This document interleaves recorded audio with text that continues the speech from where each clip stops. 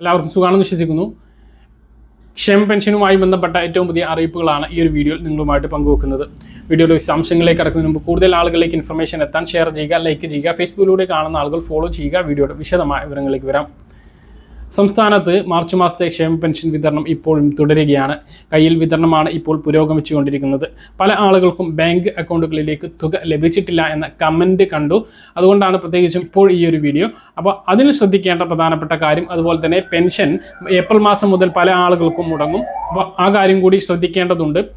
ഈ മാസത്തെ ക്ഷേമ പെൻഷൻ വിതരണം ഇപ്പോൾ തുടരുമ്പോൾ ബാങ്ക് അക്കൗണ്ടിലേക്ക് ഇനിയും പെൻഷൻ എത്താത്ത ആളുകൾ സേവന വെബ്സൈറ്റ് പരിശോധിക്കണം. മുകളിൽ സേവന പെൻഷൻ എന്ന് സെർച്ച് ചെയ്ത് ആദ്യം വരുന്ന ലിങ്കിൽ ക്ലിക്ക് ചെയ്ത് സേവന വെബ്സൈറ്റിൽ പ്രവേശിച്ച് ആധാർ നമ്പറോ പെൻഷൻ ID നമ്പറോ നൽകിക്കൊണ്ട് നിങ്ങൾക്ക് ഇതിൽ പ്രവേശിച്ച് നിങ്ങളുടെ സ്റ്റാറ്റസ് പരിശോധിക്കാനാകും. സ്വന്തം കഴിഞ്ഞിട്ടില്ല എങ്കിൽ വീട്ടിലുള്ള മറ്റൊരാളുടെ സഹായത്തോടു കൂടി ഇത് പരിശോധിക്കുക.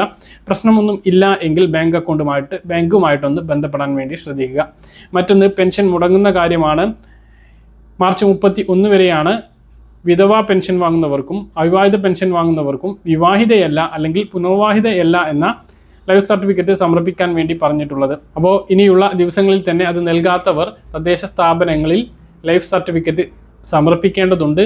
സേവന പോർട്ടൽ മുഖേന ഓൺലൈനായിട്ട് തന്നെ ഇത് സമർപ്പിക്കാൻ സാധിക്കുന്നതാണ്. വില്ലേജ് ഓഫീസറിൽ നിന്നാണ് നോൺ മാരേജ് സർട്ടിഫിക്കറ്റ് ലഭ്യമാവേണ്ടത്. അതിനും ഓൺലൈനായിട്ട് അപേക്ഷ നൽകാവുന്നതാണ്. അത് ഉടനെ നൽകുക. ഇല്ലാത്ത ആളുകൾക്ക് ഏപ്രിൽ മാസം മുതൽ പെൻഷൻ മുടങ്ങാനുള്ള സാധ്യതയുണ്ട്. മസ്റ്ററിംഗ് പൂർത്തിയാക്കാത്തത് മൂലം ഇപ്പോൾ ദീർഘനാളായിട്ട് പെൻഷൻ മുടങ്ങിക്കിടക്കുന്ന ആളുകൾക്ക് 20-ാം തീയതി വരെ അക്ഷയ കേന്ദ്രങ്ങളിലൂടെ മസ്റ്ററിംഗ് ചെയ്യാനുള്ള അവസരമുണ്ട്.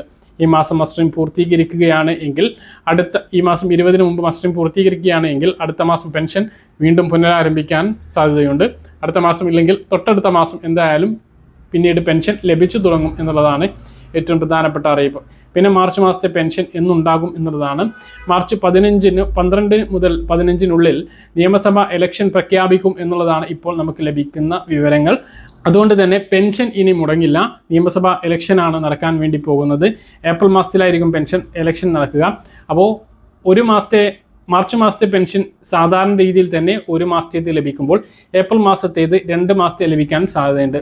വിഷു ഈസ്റ്ററിനോടനുബന്ധിച്ച് 1 മാസത്തെ, അതായത് മെയ് മാസത്തെ പെൻഷൻ ഏപ്രിലേക്ക് ആക്കിക്കൊണ്ട് 2 മാസത്തെ 4000 വിതരണം ചെയ്തേക്കാനുള്ള സാധ്യതയുണ്ട്.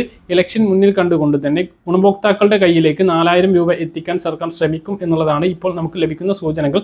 കൃത്യമായിട്ട് അറിയില്ല. ഈ മാസത്തെ പെൻഷൻ കൃത്യമായിട്ട് 2000 രൂപ തന്നെയുള്ളൂ ലഭിക്കുക എന്നുള്ളതാണ് വിവരം. കാരണം ഈ മാർച്ച് മാസം ക്ലോസ് ചെയ്യേണ്ട മാസമാണ്, സാമ്പത്തിക വർഷ അവസാനമാണ്. അതുകൊണ്ട് തന്നെ സർക്കാരിന് വലിയ ഫണ്ട് വേണം. അതുകൊണ്ട് പെൻഷൻ 1 മാസത്തേത് മാത്രമാണ് വിതരണം ചെയ്യുക.